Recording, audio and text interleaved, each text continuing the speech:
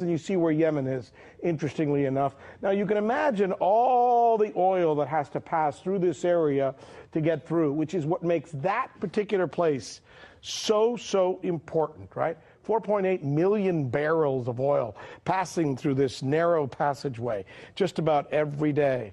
And now we're told the real reason for the war in Yemen is a religious conflict between Shia Houthis and the Sunnis, or the Saudis, or some other part, when in actuality, it's all about the oil. Here is our correspondent, Michelle Greenstein, with more.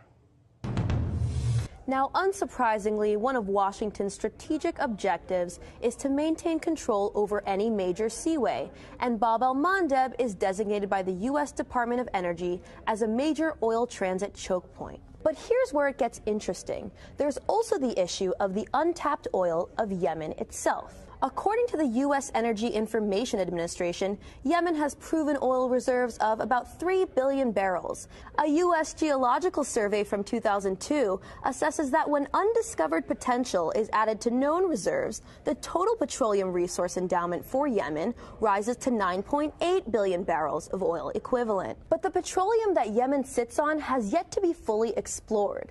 For this reason, there may be more at stake under Yemen than we previously thought. Take a look at the CIA report from 1988.